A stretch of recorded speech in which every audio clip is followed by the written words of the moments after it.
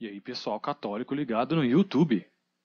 Prosseguindo com o nosso quadro, leitura da Bíblia, capítulo a capítulo, chegaremos ao capítulo 21 do livro do Levítico. E nesse capítulo, Deus vai orientar Moisés para que ele diga aos sacerdotes como eles deveriam proceder moralmente. Pois bem, irmãos, é importante nós ressaltarmos algo aqui. Como já disse em alguns vídeos precedentes, o sacerdote ele era de uma linhagem hereditária. Ou seja, a tribo de Levi era da onde se sairiam os sacerdotes. Porém, nem todos descendentes da tribo de Levi poderiam ser sacerdotes. Por quê? Porque Deus restringia ao sacerdócio somente pessoas que tivessem o físico perfeito, que não tivesse nenhum defeito corporal. Se você pegar a palavra nesse capítulo 21, lá na segunda parte, porque mais ou menos se divide em duas partes, né? As exigências morais do sacerdote, e depois em seguida, na segunda parte, as exigências físicas do sacerdote. Então, não era qualquer um. Uma pessoa que tivesse um defeito, que fosse cega, por exemplo, naquele período não poderia ser um sacerdote judeu. Pois bem, mas o que mais nos chama a atenção nesse capítulo são as exigências morais que se impunham ao cargo do sacerdote, ainda mais ao cargo do sumo sacerdote, que era superior aos outros sacerdotes comuns, como vai dizer aqui nesse capítulo 21 do livro de Levítico. Acompanhe comigo na sua Bíblia, no versículo 6. Serão santos para seu Deus, e não profanarão seu nome, porque oferecem ao Senhor os sacrifícios consumidos pelo fogo. O pão de seu Deus serão santos. Então a exigência de Deus àqueles que o servem entre o povo eleito, os sacerdotes, era de que eles fossem santos e irrepreensíveis diante de Deus, porque eram eles que trabalhavam com o sagrado, eram eles que ofereciam as vítimas dos holocaustos e todos os rituais do povo. E quais eram os tipos de exigência moral impostas ao sacerdócio?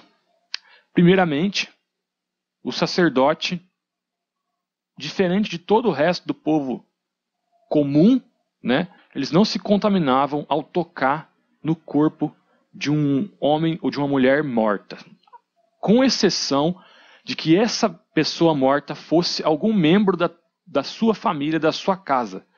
Por exemplo, seu pai e sua mãe. O sacerdote não poderia tocar nem chegar perto do corpo do seu pai e da sua mãe. Então, nem do seu irmão, nem da sua irmã.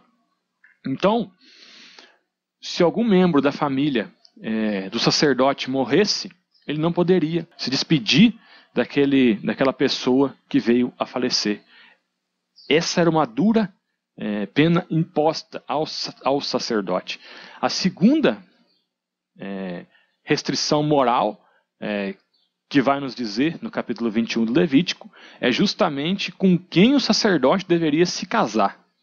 O sacerdócio, naquele período, né, um sacerdócio ainda meio ainda rudimentar, não um sacerdócio à imagem de Jesus Cristo, que era celibatário, né? Naquele período os sacerdotes se casavam. Então, porém, não poderia se casar com qualquer mulher. O sacerdote, em hipótese alguma, poderia se casar com uma viúva ou com uma mulher rejeitada por um marido, e impensavelmente poderia se casar com uma prostituta, uma mulher trazida de um prostíbulo, certo? O homem, o sacerdote, deveria se casar com uma mulher irrepreensível e uma virgem.